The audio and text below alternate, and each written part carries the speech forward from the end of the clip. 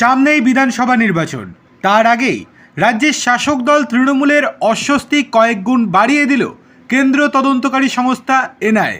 কিন্তু কেননা বিধানসভা ভোটে তৃণমূলের সম্ভাব্য প্রার্থীকে এবার নোটিশ পাঠালো কেন্দ্র তদন্তকারী সংস্থা এনআইএ। কি হয়েছে চলুন বিস্তারিত দেখে নেওয়া যাক।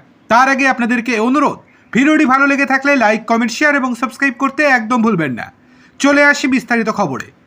পূর্ব মেদিনীপুরের ময়নায় বিজেপি নেতা বিজয় কৃষ্ণ ভূঁইয়া খুনের ঘটনায় নব্য তৃণমূল নেতা চন্দন মণ্ডলকে তলব করল এনআইএ।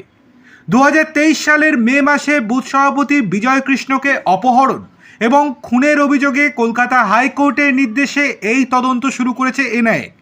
সম্প্রতি বিজেপি ছেড়ে শাসক শিবিরে যোগ দেয়া চন্দনবাবুকে কলকাতার দপ্তরে হাজিরা দেওয়ার কড়া নির্দেশ দিয়েছে কেন্দ্র তদন্তকারী সংস্থা।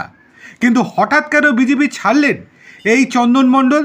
জানা যাচ্ছে টিকিট পাবেন না বিধানসভা নির্বাচনে, তাই মনক্ষুণ্ণ হয়ে তিনি তৃণমূলের সঙ্গে মিটিং করে তৃণমূলে যোগদান করেন।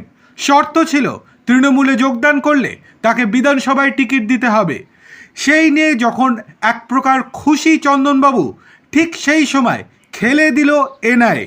এই নোটিশ ঘিরে বিধানসভা নির্বাচনের আগে ময়নার রাজনৈতিক পারদ চড়তে শুরু করেছে। চন্দন মণ্ডলের দাবি, রাজনৈতিক প্রতিহিংসা চরিতার্থ করতেই তাকে নাকি এই নোটিশ পাঠানো হয়েছে। অন্যদিকে তৃণমূল কংগ্রেস বিষয়টিকে উদ্দেশ্য প্রণোদিত হয়রানি বলে সরব হয়েছে। পাল্টা প্রতিক্রিয়ায় স্থানীয় বিজেপি নেতৃত্ব জানিয়েছে তদন্ত প্রক্রিয়ার সাথে দলের কোনো সম্পর্ক নেই এবং আইন তার নিজস্ব পথেই চলবে। তদন্তকারী সংস্থা ইতিমধ্যেই এই মামলায় বেশ কয়েকজনকে গ্রেপ্তার করেছে।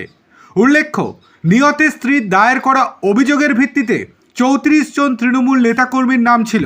দীর্ঘ টালবাহানার পর এনআইএ পুরোদমে তদন্ত শুরু করায় এলাকায় শোরগোল পড়ে গিয়েছে। ভোটের মুখে এই আইনি পদক্ষেপকে কেন্দ্র করে শাসক এবং বিরোধী উভয় শিবিরের মধ্যে শুরু হয়েছে তীব্র চাপানোতর। এখন প্রশ্ন হচ্ছে, গ্রেপ্তার হবেন কিনা এই চন্দন মণ্ডল?